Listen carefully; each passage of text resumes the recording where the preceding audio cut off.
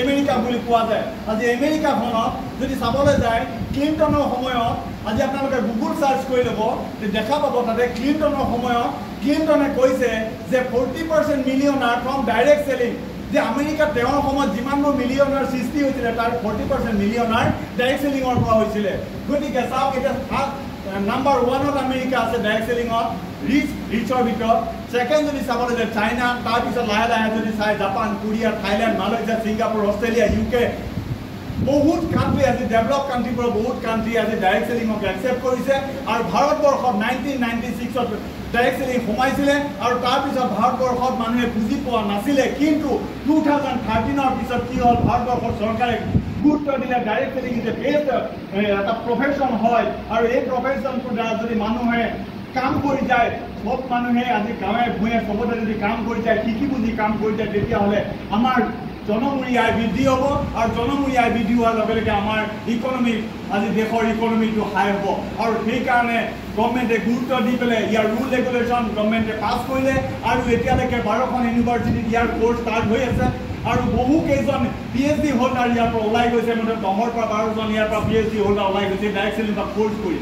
আমি ভাবি আছো এইটো ঘৰে ঘৰে বস্তু বিকা বিজনেছ আমি ভাবি আছো এইটো কাবাক ঠগোৱা বিজনেছ আমি ভাবি আছো এইটো এসোপা বেগত মাল লৈ পেলে মানুহ জইনিং দিয়া বিজনেছ আমি তেনেকুৱা ধৰণৰ চিন্তাধাৰাৰে আমি জীয়াই আছো সো এই ব্যৱসায়টো অকমান ষ্টাডি কৰাৰ ব্যৱসায় হয় এইটো হৈছে ফাষ্টেষ্ট গ্ৰোয়িং ইণ্ডাষ্ট্ৰি বৰ্তমান সিচুৱেশ্যনত ফাষ্ট গ্ৰ' কৰি আছে আজি যিমানবোৰ ইণ্ডাষ্ট্ৰি গ্ৰ' কৰি থকা ৰেভিনিউ কালেকশ্যন যদি চাবলৈ যায় আজি চাওক আজি যিমানবোৰ ইণ্ডাষ্ট্ৰি আজি ৰেভিনিউ আছে আপুনি চাব পাৰে প্লাষ্টিক ইণ্ডাষ্ট্ৰি বা অটোমোবাইল ইণ্ডাষ্ট্ৰি বা আজি আপোনাৰ যদি আজি বলিউডৰ চিনেমা ইণ্ডাষ্ট্ৰি তাৰপিছত music industry direct selling industry গোটেইকেইটা ইণ্ডাষ্ট্ৰি যদি ৰেভিনিউ কালেকশ্যন যদি চাবলৈ যায় আপুনি গুগলত দেখা পাব ডাইৰেক্ট সেলিঙৰ পৰা হায়েষ্ট ৰেভিনিউ কালেকশ্যন হৈ আছে প্ৰত্যেক বছৰে গতিকে ইণ্ডাষ্ট্ৰি আপোনালোকে জাষ্ট ষ্টাডি কৰক ষ্টাডি নকৰাকৈ আপুনি যাকে তাকে সুধি এই ইণ্ডাষ্ট্ৰিটোৰ মানে মৰ্যাদা নষ্ট নকৰিব গতিকে আপুনি নিজে যদি সেই কামখিনি কৰে তেতিয়াহ'লে আপুনি এই 70% আপুনিয়ে পাব এতিয়া বহুতে ভাবিছে কামো কৰিব লাগিব পইচাটো এনেই নাপায় গতিকে এনেই পাব নালাগে এনেই পোৱাটো খুবেই বেয়া কিন্তু কেইটামান কাম বৰ সহজ কাম ইয়াতে আপোনাৰ CNFৰ নিচিনাকৈ আপুনি কৰোৰ টকা ইনভেষ্ট কৰি পেলাই বস্তু এটা ৰাখিব নালাগে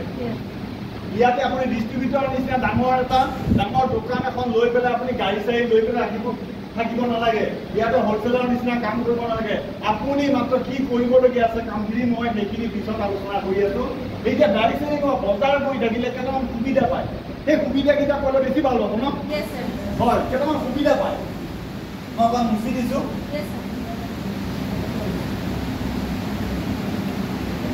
এতিয়া চাওক সুবিধাকেইটা কি কি ধৰণে পায় এতিয়া ডাইৰেক্ট সেলিং কোম্পানীত আপুনি যেতিয়া পাৰ্চেছ কৰিব ধৰিব তেতিয়া কেইটামান সুবিধা পায় আপুনি কাষ্টমাৰ হৈ পেলাই ইয়াৰ পৰা পাৰ্চেছ কৰিলে প্ৰথম কথাটো যে ইয়াতো ডিছকাউণ্ট ৰেটত আপুনি বস্তু পাব ডিছকাউণ্ট ৰেটত ইয়াতো বস্তু পাব 2 নম্বৰতে আপুনি কোৱালিটি প্ৰডাক্ট পাব 3 নম্বৰতে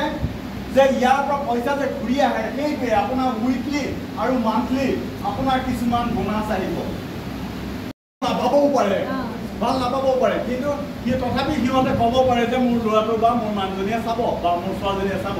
কিন্তু ইয়াতে চবতকৈ ভাল কথা আপুনি মই জাষ্ট এটা ডিচিশ্যন ল'ব লাগে যে আপুনি মই এই ডাইৰেক্ট সেলিং চিষ্টেমটোৰ পৰা বজাৰ কৰিম আৰু বজাৰ কৰি থাকোঁতেই এদিন আপুনি মই পৃথিৱীৰ পৰা গুচি গ'লে তেতিয়া আপোনাৰ নেক্সট জেনেৰেশ্যনৰ কাৰণে এটা লিগাচি হিচাপে এছেট হিচাপে আপোনাৰ নমিনীক আপুনি দি থৈ যাব পাৰে নমিনীক আপুনি সেই পইচা অহাৰ ৰাস্তাটো ভাল লগা নাই ভাল লগা নাই আপুনি কিমান টকা